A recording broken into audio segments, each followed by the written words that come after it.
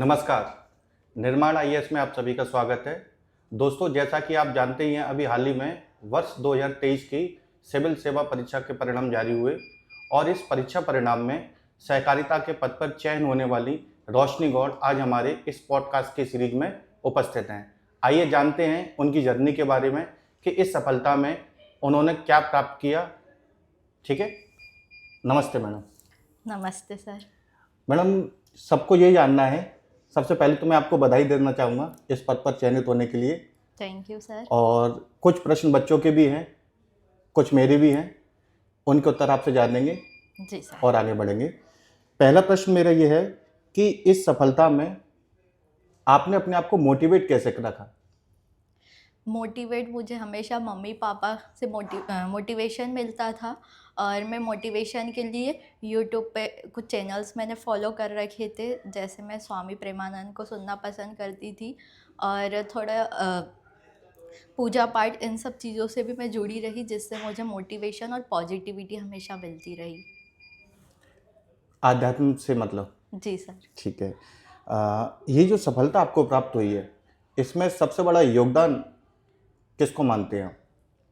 सबसे बड़ा योगदान मैं अपने पेरेंट्स का मानती हूँ, क्योंकि यदि वो मुझे सपोर्ट नहीं करते तो मैं आज यहाँ पर नहीं होती शायद।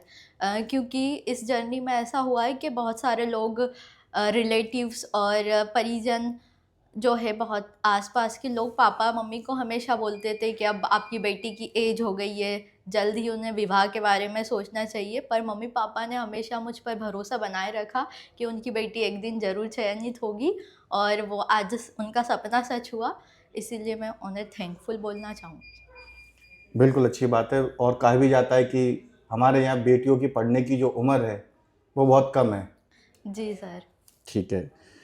एक प्रश्न बच्चों की तरफ से है, वो ये जानना चाहते हैं कि इस पूरे परीक्षा के दौरान ये जो जर्नी आपकी रही है, इसमें आपने सफलता प्राप्त करने के लिए कौन कौन सी रणनीति अपनाई? सर, सबसे पहले मैंने मेंस से शुरुआत करी थी और मैं सबसे पहले अपने गोल्स मैंने डिसाइड कर लिए थे। मैंने 12th के बाद ही डिसाइड कर लिया था कि मुझे इस फील्ड में जाना है। और कंसिस्टेंसी बहुत ज़रूरी है। यदि आप कंसिस्टेंट रहकर कोई भी कार्य करते हैं तो थोड़ी देर से पर सफलता अवश्य प्राप्त होती है, ये मेरा मानना है। और इसके अलावा सर, प्रीलिम्स के लिए एमसीक्यू लगाना घटना चक्र से ज़रूरी है। मेंस के लिए टेस्ट सीरीज़ बहुत ही मस्ट है। इससे एनालिसिस हो जाता है कि आप मतलब कितना कर पा रहे हो, क्योंकि कंपटीशन अभी जैसे समय के साथ बहुत बढ़ता जा रहा है। इसीलिए प्रीलिम्स के लिए घटना चक्र तो बहुत ज़रूरी है, और एमपी पर कमांड आवश्यक है, मुझे लगता है। एमपी का कमांड बहुत एमपी ज़रूरी पर है। कमांड बहुत ज़रूरी है। आप परीक्षा की बात कर रही हैं, टेस्ट सीरीज की आपने बात की और प्रैक्टिस सेट की भी आपने बात की। अ, एक बात कही जाती है कंटेंट। जी सर। कंटेंट में आपने सबसे अच्छा किसको पाया?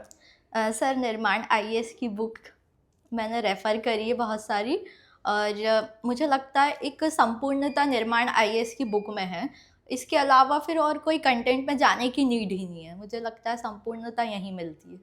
और आपकी प्रीलिम्स में क्या स्ट्रेटजी रही थी? क्योंकि अभी हाल ही में प्रीलिम्स 2026 भी आने वाला है।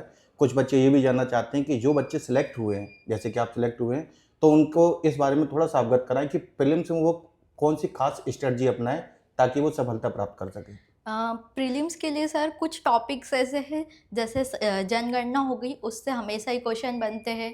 कुछ कुछ टॉपिक ऐसे हैं कि हमेशा ही उससे क्वेश्चन बनते हैं, और कुछ टॉपिक ऐसे भी मिलेंगे जिनसे क्वेश्चन नहीं बनते। तो ये ज़रूरी है कि कौन सा टॉपिक पढ़ना है, कौन सा टॉपिक छोड़ना है।